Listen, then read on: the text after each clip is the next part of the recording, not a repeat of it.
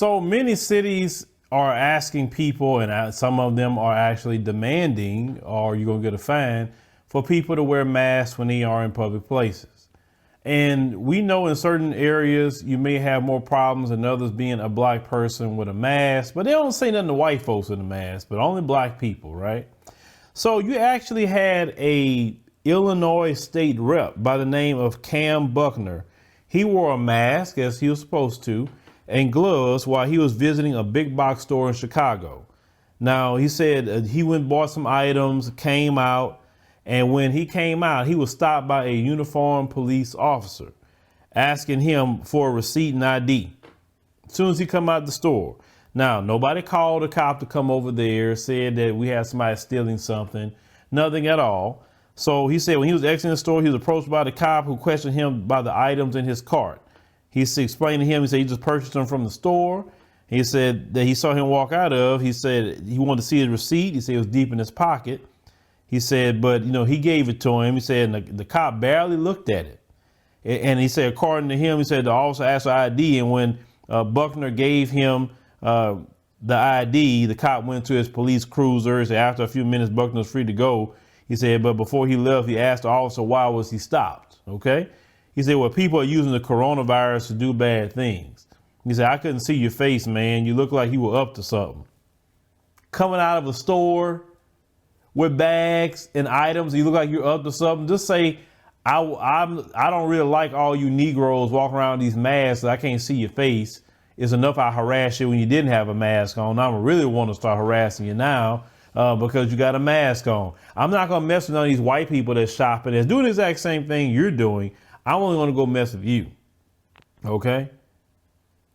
And this is why we talked about some of that in our live stream we did the other night on Brother Darkness, and the Brother Darkness streams are on my African Diaspora News Insider channel.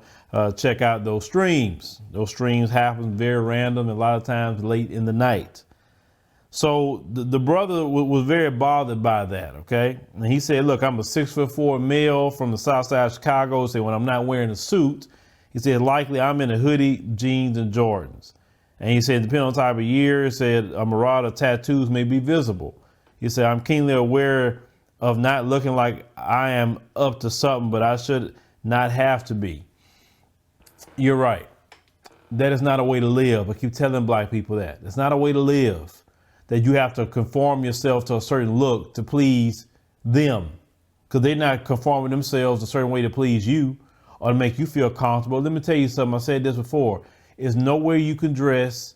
There's no hairstyle you can wear. There's nothing you can speak. There's nothing you can do to make them comfortable when people don't like you. Okay? Nothing. If you play that game with them and do things to make them quote unquote feel comfortable, then you fell for the trap already. You don't go sit up here and try to make them feel comfortable for what? If anything, I'm not comfortable with them. How about that? 400 years of terrorism. I'm not comfortable. Why should I sit up here and be worrying about trying to make them comfortable? We don't have 400 years of terrorizing them.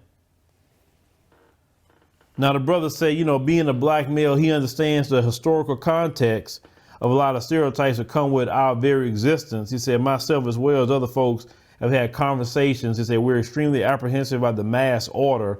He said, even though I know it's the right thing to do, he said, we realize the stereotypes in place that create these critical and implicit biases that put us in danger. No, just call it anti-black racism. Call it that. It's not implicit bias. It's anti-black racism. It's anti-black hatred. Let's call it that. You get what I'm saying? And I'm going to call it always that. I'm not going to call it nothing else but that, because they're targeting us. They're always targeting black people. They're not targeting people of color. Show me the stories of other people that's always harassed like black people. You can't find it. You can't. You may find one. Oh, look, Phil, over here, this one. Please. You'll find one example or two examples always, but you're not going to find one like constantly what happens to black people. Now, the brother say he's an attorney and elected official, and he said he know how to deal with those kind of situations. He said, give me pause. He's worried about a lot of the young brothers that would not know how to deal with that situation. You understand? Well, brother, you in a position, right? and you're a politician, why don't you try to get a law put on the books that can prevent that from happening? That's what you can do in that position. Or why don't you try to sue if you feel people are being done wrong? You could do that as well. Make change. You're an elected official. Make change. Don't sit there and just say, oh, implicit bias. Forget implicit bias. Make some change. Get some laws on the books. Get some studies done. Why is it that black people are targeted more than any other group? Do something about it. But what I'm saying is, they don't care who you are. I told you that. You can be a president all the way down to a homeless man. They don't care. They have a hatred for black people, period. They don't like us like that. And this is why I said in my stream the other night, is that we can't even do normal things. So why we want to hold on to all of this? And I talked about that, what I really feel as well.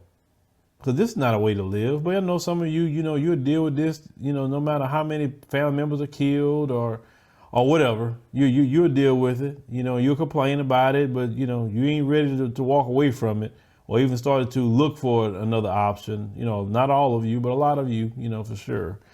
That's why I get frustrated with these kind of stories, but we got to report them. But leave me a comment, let me know what you think about the situation that happened with, this brother being an elected official in the state of Illinois, and he's being harassed by the cops.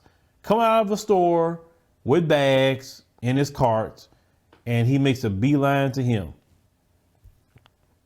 That's just not a way to live, folks. I'm serious, it's not a way for us to be living.